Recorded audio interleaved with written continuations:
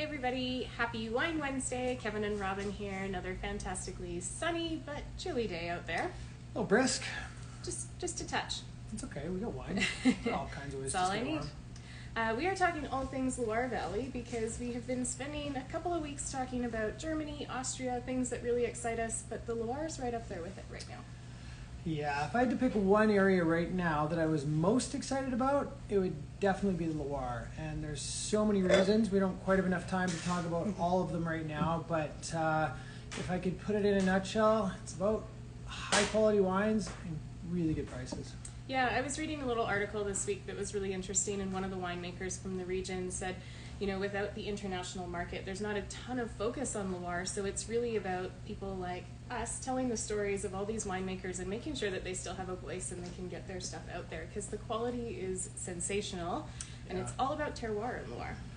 It is, and what's really exciting about the Loire, the thing that really gets me fired up, and I couldn't be more fired up. I mean, you know, this is all I'm drinking. Every night I'm drinking one of these wines. I can't get enough of them because it's like so rare for you to find something new from an area that I knew before, but not like this. You know, like I've had wines from Saumur and I've had wines from that area, but I've never had wines from these hills of Brise and Saint-Cyr-en-Bourg. So these specific terroirs within the Loire, which previously we saw a lot of sweet wines from, we're starting to see dry wines and from very specific terroirs, which is exciting to me because I think I've spent enough time complaining about Burgundy prices for the last couple of years. But this sure makes it easier to swallow, right? Because now we've got something else, something new, something affordable, and I gotta be honest, like these are just as good as what you're getting out of Burgundy for $100 for half the price. So, I mean, I can't sort of stress that one enough. These wines, they're not super inexpensive. You know, we're kind of in the, $35 to, $50, $70 range for the high-end one. But for what you're getting, the quality is like outrageously good. You're not going to spend any money on Arnaud Lambert that you don't think is the best money you've ever spent on a wine. It's really that good. Really that true. The Cremant that you're opening here is, the first example that we're going to get to taste and experience, not for the first time though, thankfully. No, not even the first time this week. Barely the first time today.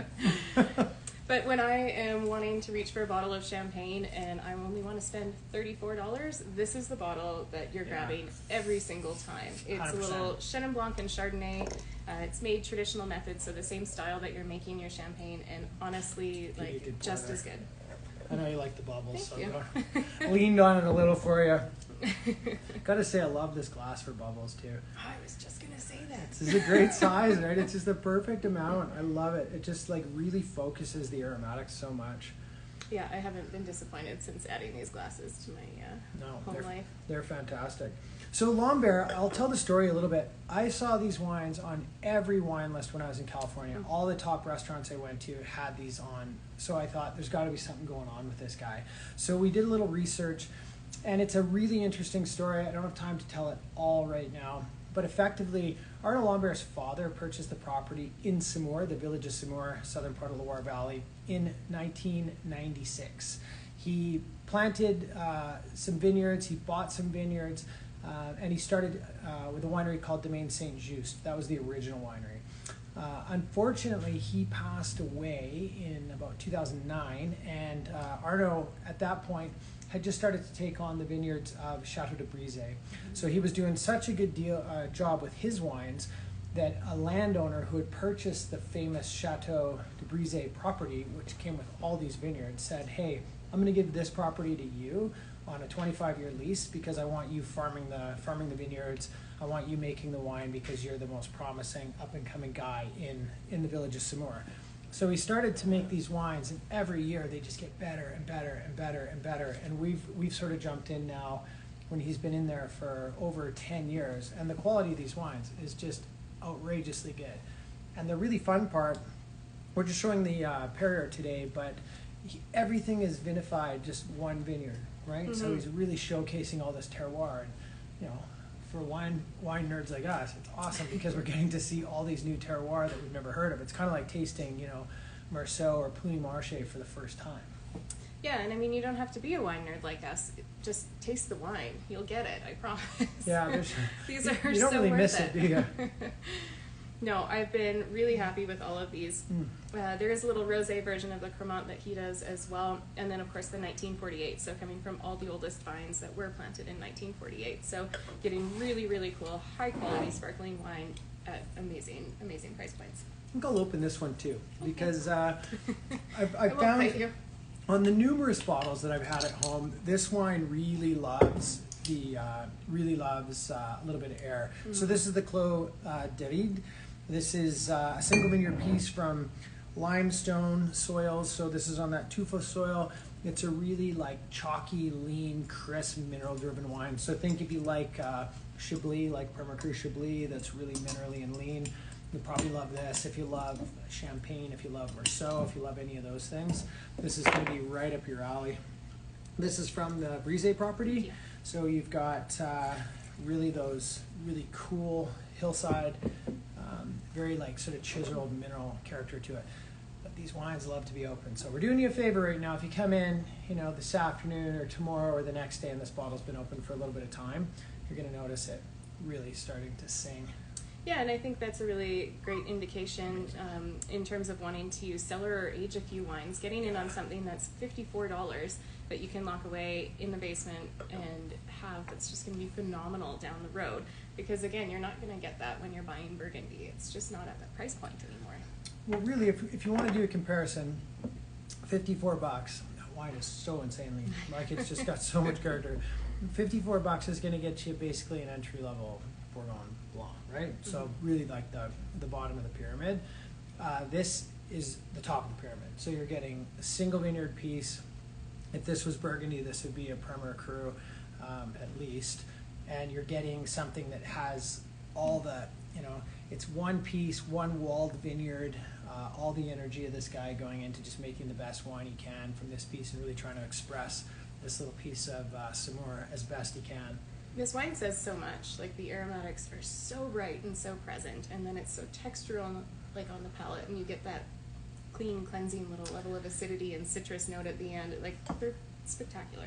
It's like nothing I've had before because my experience with Chenin Blanc has been in Vouvray, so the odd dry Vouvray. Most of them have a little bit of sweetness, but even dry ones, they tend to be like more in that apricot, woolly, like not this like really clean mineral style. This to me, if I didn't know what it was, I would probably think it was Burgundy and a really expensive one, right? Because it just doesn't remind me of Chenin Blanc that I've had before.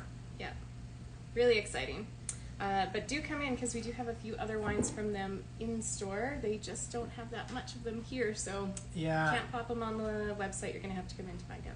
Yeah, these unfortunately we already are. People are figuring this out pretty quickly, so they're selling really fast. I'll talk a little bit about the red really quickly. So this is Cabernet Franc, 100% Terre Rouge is a cuvee they do. So this is going to be from a few different sites. This goes for I think 32. Is that right?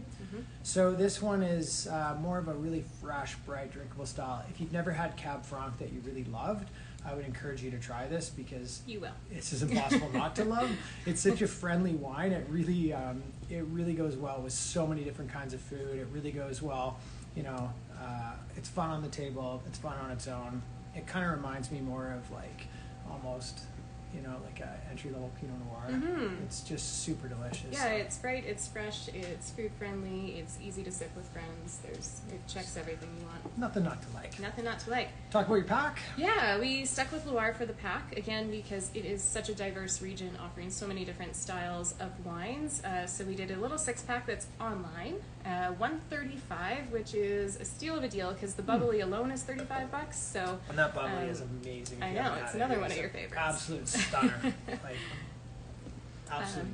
And then we do have little Chenin Blanc from Saumur as well. Nice. One of our best-selling whites in the shop, so you'll want to taste why. Can't go Some wrong. Muscadet if you need something a little more like mineral and lean, a little bit salty, going with like oysters, shellfish, any kind of seafood you're doing on the weekend. Perfect. Rosé, because the sun is out, spring is coming. We do need some rosé. And this is really fun. It's from Holy Snail. Love that So if you haven't tried that, you do need to give it a go. It's a little Cab Franc, a little Malbec, a little Gamay in there. Really, really fun. Grollo, named Grollo after the black crow because the skins are really dark, and it's a really interesting wine if you haven't had it before. It's really like light and fresh, but it has this sort of spicy pepperiness behind it, which is super cool. It's a neat wine. I just had it again on the weekend, and I forgot how much I liked it. It's just really unusual and fun and different, so give it a go. And then a little Cab Franc, so if you're not picking up that Cab Franc, you can try it in here. This is a little father-son team. It's got the tuba on the front because they love to play musical instruments and jam out together.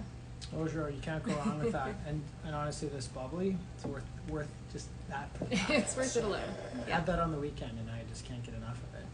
All right, we got a rosé tasting coming up too. We do. First Festival is back in the books, so tickets are available online through Eventbrite. Link is on our website. Check that out. I am super excited. Hotcakes. It's going fast. Get in there. Everyone's excited to get a little festival going again, especially rosé for spring. So can't wait to see you. Come in, try these. Don't miss them.